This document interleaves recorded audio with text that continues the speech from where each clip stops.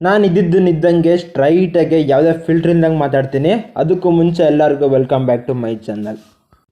ಪುನೀತ್ ರಂಗಸ್ವಾಮಿ ಅವರು ಡೈರೆಕ್ಟ್ ಮಾಡಿಬಿಟ್ಟು, ನಮ್ಮ ತರುಣ್ ಸುಧೀರ್ ಅವರು ಪ್ರೊಡ್ಯೂಸ್ ಮಾಡಿಬಿಟ್ಟು, ರಾಣಾ ಮತ್ತು ಪ್ರಿಯಾಂಕಾ ಆಚಾರ್ ಅವರು ಆಕ್ಟ್ ಮಾಡಿದಂಥ ಸಿನಿಮಾನೇ ಏಳುಮಲೆ.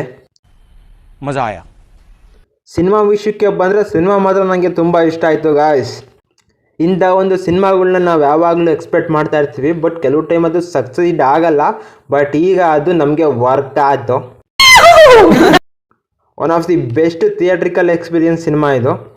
ಅದರಲ್ಲೂ ರಾಣಾ ಅವ್ರಿಗೆ ಇದು ಎರಡನೇ ಸಿನಿಮಾ. ಏಕಲವ್ಯ ಕೂಡ ಹಿಟ್ಟಾಗಿತ್ತು. ಈ ಸಿನಿಮಾನೂ ಕೂಡ ಅವ್ರಿಗೆ ಒಳ್ಳೆ ರೆಕಗ್ನೈಸೇಷನ್ನು ಮತ್ತು ಸಕ್ಸಸ್ನ ತಂದು ಕೊಡ್ತು. ಇದೊಂದು ರೊಮ್ಯಾಂಟಿಕ್ ಥ್ರಿಲ್ಲರ್ ಮೂವಿ.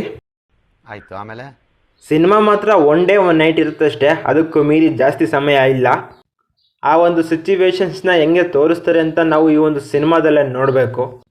ಇನ್ನು ಸಿನಿಮಾದ ಪ್ಲಾಟ್ಲೈನ್ ವಿಷಯಕ್ಕೆ ಬಂದರೆ, ಮನೆ ಕಡೆ ಎಲ್ಲ ಚೆನ್ನಾಗಿರೋ ರೇವತಿ ಅನಾಥ ಆದಂಥ ಹರೀಶನ್ನ ಪ್ರೀತಿಸ್ತಾರೆ. ಬಟ್ ಮನೆಯಲ್ಲಿ ಮದುವೆಗೆ ತಯಾರಿ ನಡೆಸಬೇಕಾದ್ರೆ ಇವಳು ತಪ್ಪಿಸ್ಕೊಂಡು ಬರ್ತಾಳೆ, ಅದು ಕೂಡ ಮಲೆ ಮಹದೇಶ್ವರ ಸ್ಥಳಕ್ಕೆ. ಈತ ನಮ್ಮಿರೋ ಬರಬೇಕಾದ್ರೆ ಒಂದು ಆಕ್ಸಿಡೆಂಟಲ್ಲಿ ತಗ್ಲಾಕೊಂಡ್ಬಿಡ್ತಾನೆ. ಇದೆ, ಇಲ್ಲೊಂದು ಸಮಸ್ಯೆ ಖಂಡಿತ ಇದೆ. ಇವೆಲ್ಲ ಪ್ರಾಬ್ಲಮ್ನ ಫೇಸ್ ಆಗ್ಬಿಟ್ಟು ಇವರಿಬ್ರು ಲಾಸ್ಟಲ್ಲಿ ಒಂದಾದ್ರೂ ಇಲ್ವೋ ಅನ್ನೋದೇ ಒಂದು ಸಿನಿಮಾದ ಪ್ಲಾಟ್ ಲೈನು. ಗನ್ಸ್ ಬಗ್ಗಿಂಗೆ ಆಗಿರ್ಬೋದು, ವೀರಪ್ಪನ ಆಪ್ರೇಷನ್ಸ್ಗೆ ಆಗಿರ್ಬೋದು, ಇದಕ್ಕೆಲ್ಲ ಕೂಡ ತುಂಬ ಸಖತ್ತಾಗೆ ಲಿಂಕ್ ಮಾಡಿದ್ದಾರೆ ಈ ಒಂದು ಸಿನಿಮಾದಲ್ಲಿ. ಒಟ್ಟಿನಲ್ಲಿ ಹೇಳ್ತೀನಲ್ಲ ಗುರು, ಬೆಸ್ಟ್ ಥಿಯೇಟ್ರಿಕಲ್ ಎಕ್ಸ್ಪೀರಿಯೆನ್ಸು ನನಗೆ ಮಾತ್ರ. ಲಿಬರ್ಟಿ ಕೂಡ ಎಲ್ಲೂ ಅಷ್ಟು ತಗೊಂಡಿಲ್ಲ, ಎಲ್ಲೋ ಕೆಲವೊಂದು ಫೈಟ್ಸಲ್ಲಿ ಅದು ಕೂಡ ಏನಷ್ಟು ಓವರ್ ಅನ್ಸೋದಿಲ್ಲ. ಒಟ್ಟಿನಲ್ಲಿ ಸಿನಿಮಾ ಮಾತ್ರ ಸ್ಯಾಟಿಸ್ಫೈ ಮಾಡುತ್ತೆ, ಮತ್ತು ಸಿನಿಮಾದಲ್ಲಿ ಮುಂದೆ ಏನಾಗುತ್ತೆ ಅನ್ನೋ ಒಂದು ಟೆನ್ಷನ್ನ ಬಿಲ್ಡ್ ಮಾಡುತ್ತೆ. ಇಂಥ ಒಂದು ಎಕ್ಸ್ಪೀರಿಯನ್ಸ್ನ ನಾವು ಪ್ರತಿಯೊಂದು ಸಿನಿಮಾದಲ್ಲೂ ಕೂಡ ಎಕ್ಸ್ಪೆಕ್ಟ್ ಮಾಡ್ತೀವಿ, ಬಟ್ ಅದಿಲ್ಲಿ ಹೆವಿಯಾಗೆ ವರ್ಕ್ ಆಯ್ತು ನನಗೆ ಮಾತ್ರ. ಇನ್ನು ಆಕ್ಟರ್ ಪರ್ಫಾರ್ಮೆನ್ಸ್ ವಿಷಯಕ್ಕೆ ಬಂದರೆ, ರಾಣಾ ಅವರ ಒಂದು ಕ್ಯಾರೆಕ್ಟರ್ನ ತುಂಬ ಚೆನ್ನಾಗೇ ಪರ್ಫಾರ್ಮ್ ಮಾಡಿದ್ದಾರೆ. ಮತ್ತು ರೇವತಿ ಕ್ಯಾರೆಕ್ಟರ್ ಮಾಡಿರೋ ಪ್ರಿಯಾಂಕಾ ಆಚಾರ್ಯ ಕೂಡ ಅವರ ಒಂದು ಕ್ಯಾರೆಕ್ಟರ್ನ ತುಂಬ ಚೆನ್ನಾಗೇ ಪ್ಲೇ ಮಾಡಿದ್ದಾರೆ. ಬಟ್ ಅಗ್ಲಾಗ್ಲ ಚಿನ್ನಿ ಒಂಥರ ಇರಿಟೇಷನ್ ಆಗುತ್ತೆ ನನಗೆ ಮಾತ್ರ. ದೇವ್ರು ನಿನ್ಗೆ ಒಳ್ಳೇದು ಮಾಡ್ತದ, ನಿನ್ನ ಜನ್ಮಕ್ಕೆ ಹೋಗೋ. ಬಟ್ ಒಬ್ಬ ಡ್ರೈವರು ಲವ್ ಮಾಡಿದ್ರೆ ಅವನ ಒಂದು ಲ್ಯಾಂಗ್ವೇಜ್ ಇದೇ ಥರ ಇರುತ್ತೆ. ನಾವು ರೀಸೆಂಟಾಗೆಲ್ಲ TV9 ನೋಡ್ತಾ ಇದ್ದೀವಲ್ಲ ಪ್ರಾಬ್ಲಮ್ನ, ಆ ಥರ.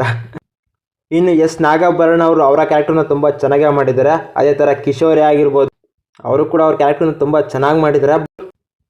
ಇವೆಲ್ಲದ್ರ ಮಧ್ಯದಲ್ಲಿ ತುಂಬ ಇಷ್ಟ ಆಗೋದು, ತುಂಬ ಹೇಟ್ ಮಾಡೋದು ಮತ್ತು ಅಟ್ರ್ಯಾಕ್ಟ್ ಮಾಡೋ ಕ್ಯಾರೆಕ್ಟರ್ ಅಂದರೆ, ಈ ಒಂದು ಸಿನಿಮಾದಲ್ಲಿ ಮಂಟೆ ಅನ್ನೋ ಒಂದು ಕಾನ್ಸ್ಟೇಬಲ್ನ ಕ್ಯಾರೆಕ್ಟರ್ ಮಾಡಿರೋ ಆ್ಯಕ್ಟರ್ ಮಾತ್ರ ತುಂಬ ಸಖತ್ತಾಗಿ ಆ್ಯಕ್ಟಿಂಗ್ನ ಮಾಡಿದ್ರು.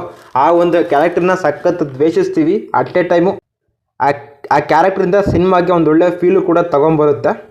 ಅವ್ರು ಮಾತ್ರ ಸಖತ್ತಾಗಿ ಆ್ಯಕ್ಟಿಂಗ್ನ ಮಾಡಿದ್ದಾರೆ. ಆ ಒಂದು ಆ್ಯಕ್ಟಿಂಗ್ ಮಾತ್ರ ನನಗೆ ತುಂಬ ಇಷ್ಟ ಆಯಿತು. ಇನ್ ಕೇಸ್ ನನಗೆ ಎಲ್ಲ ಕಾಸ್ಟ್ಗಳ ಆ್ಯಕ್ಟಿಂಗಿಂತ ಇವರೇ ಡಾಮಿನೇಟ್ ಮಾಡಿದ್ರು ಅನಿಸುತ್ತೋ. ತುಂಬ ವಿಷಯಗಳ್ನ ಕೀ ಪಾಯಿಂಟಾಗಿ ತೊಗೊಂಡು ಅವನ್ನೆಲ್ಲ ತುಂಬ ಚೆನ್ನಾಗಿ ಹ್ಯಾಂಡ್ಲ್ ಮಾಡಿದ್ರು. ನನಗೆ ಗೊತ್ತಿರೋ ಥರ ಎಲ್ಲ ಪಾಯಿಂಟ್ಸು ಕೂಡ ತುಂಬ ವರ್ಕ್ ಆದವು. ನನಗೆ ಯಾವ ಕೂಡ ಮೈನಸ್ ಅಂತ ಅನ್ನಿಸ್ಲಿಲ್ಲ. ನೀವು ಕೂಡ ದುಡ್ಡಿಗೆ ಈ ಒಂದು ಸಿನಿಮಾ ಪಕ್ಕಾ ವರ್ತುಗರು, ಹೋಗಿ ನೋಡಿ ಥಿಯೇಟರ್ನಲ್ಲೇ. ಸಿನಿಮಾ ನಾನು ಪ್ರಾಮಿಸ್ ಮಾಡ್ತೀನಿ ನಿಮಗೂ ಕೂಡ ತುಂಬ ಇಷ್ಟ ಆಗುತ್ತೆ. ಮತ್ತೆ ನಾವು ಸಿಗ್ತಾ ಇರೋಣ. ಬಾಯ್.